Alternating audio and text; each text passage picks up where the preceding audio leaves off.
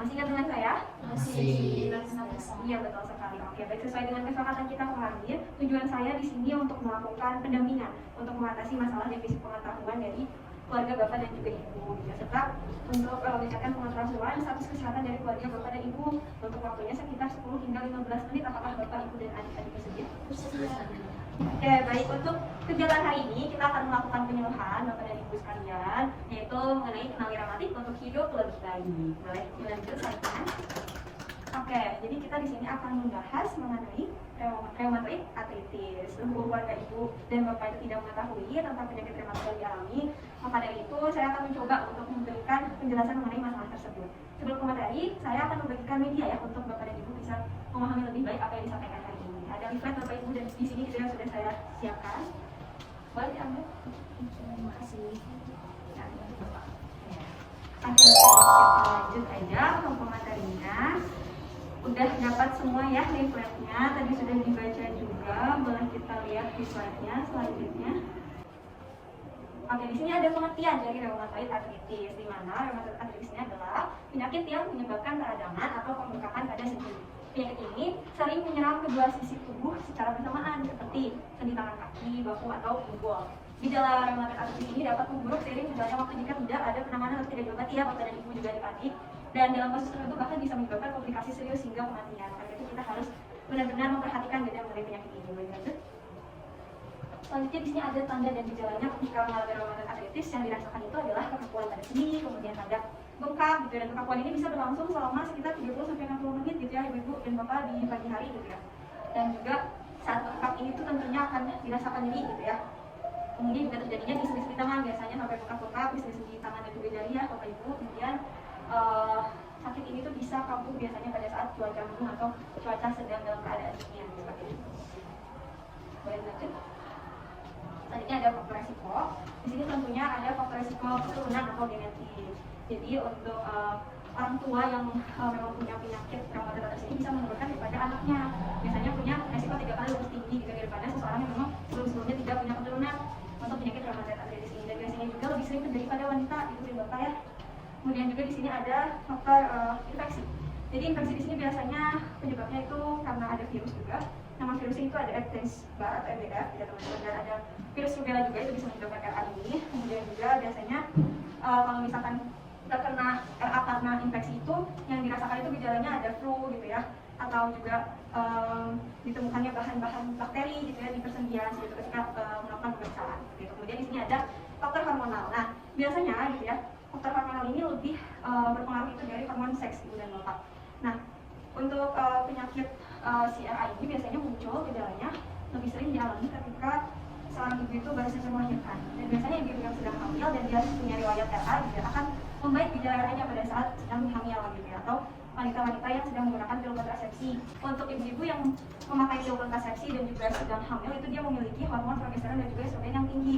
Maka dari itu CRA ini gejalanya tidak begitu dirasakan oleh ibu-ibu hamil atau ibu yang menggunakan pil kontrasepsi seperti itu. Kemudian juga ada faktor gaya hidup, kerjaan, dan juga yang resiko pekerjaan. Itu biasanya orang-orang yang bekerja di pertambangan ya, dia karena ada debu gitu ya yang menginfeksi si tubuh kita sehingga masuknya langsung ke RA seperti itu. Kemudian juga ada juga karena si ergonomisnya yang kurang baik dalam satu perusahaan sehingga menyebabkan resiko RA ini lebih tinggi gitu. Kalau gaya hidup, pekerjaan, gaya hidup sebetulnya jelas ya Ibu Bapak, seperti kebiasaan rokok itu ya bisa meningkatkan gejala dari si RA ini. Kemudian ada faktor imun. Nah biasanya Ibu dan Bapak, RA ini tuh disebabkan oleh autoimun. Autoimun itu adalah ketika imun tubuh kita tuh menyerang tubuh kita sendiri. Itu biasanya lebih banyak RA itu disebabkan oleh lupus atau penyakit autoimun. Namanya rheumatoid arthritis, jadi yang disebabkan oleh autoimun.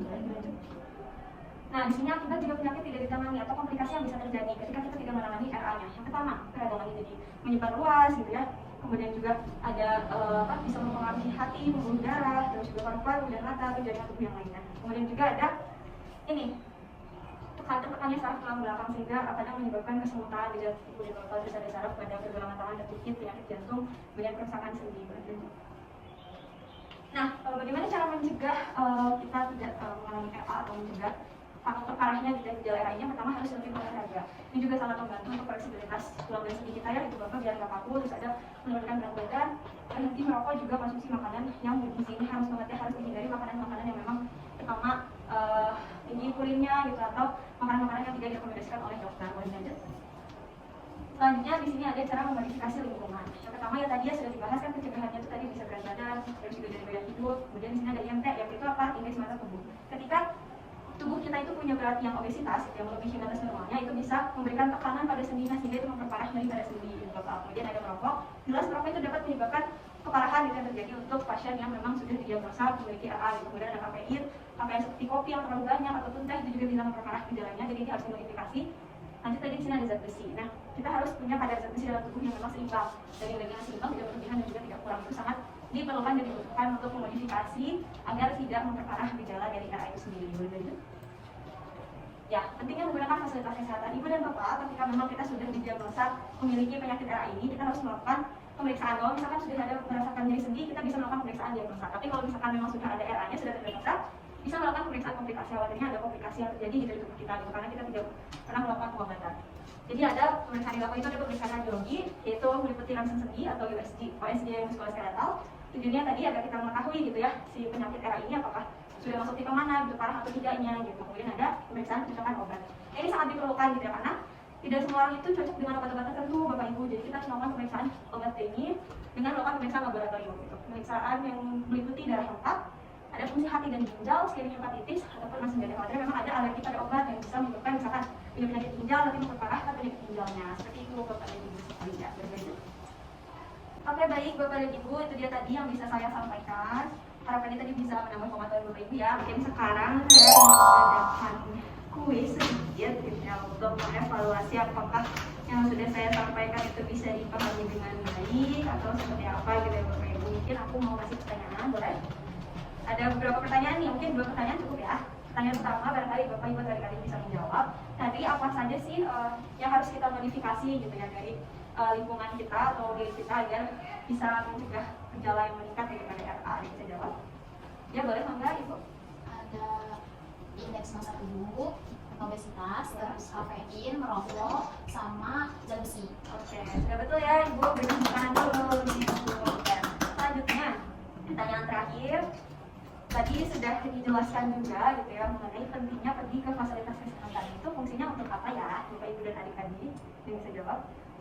Kenapa sih penting gitu untuk pergi ke fasilitas kesehatan? Mungkin jawab berdua. Boleh ya. Kalau yang aku tahu sih biar kita lebih tahu meskipun kita nggak tahu apa biar nanti nggak terjadi komplikasi. Oke, sudah betul. Mungkin mau ditambahkan? Mungkin juga kalau sudah terkena komplikasi kan butuh minum obat, jadi harus tahu obat-obatan mana yang cocok buat badannya. Oke, sudah tepuk tangan. Oke, bisa saya simpulkan bahwa apa yang sudah disampaikan sudah diterima dengan baik ya Bapak Ibu dan adik-adik sekalian. Sekali lagi saya berharap bisa membantu Bapak Ibu dan adik-adik meningkatkan pengetahuan gitu ya mengenai penyakit yang memang diderita di salah satu anggota keluarga Bapak Ibu, sehingga nantinya penanganannya bisa Bapak dan Ibu semua pahami dan langsung dilaksanakan ya Bapak Ibu dan adik-adik sekalian. Mungkin itu saja yang bisa saya sampaikan hari ini. Terima kasih banyak gitu ya atas waktunya dan sudah meluangkan waktunya juga. Mohon maaf juga atas segala kekurangan saya hari ini. Dengan begitu saya pamit undur diri. Wassalamualaikum warahmatullahi wabarakatuh. Waalaikumsalam warahmatullahi wabarakatuh. Terima kasih. Terima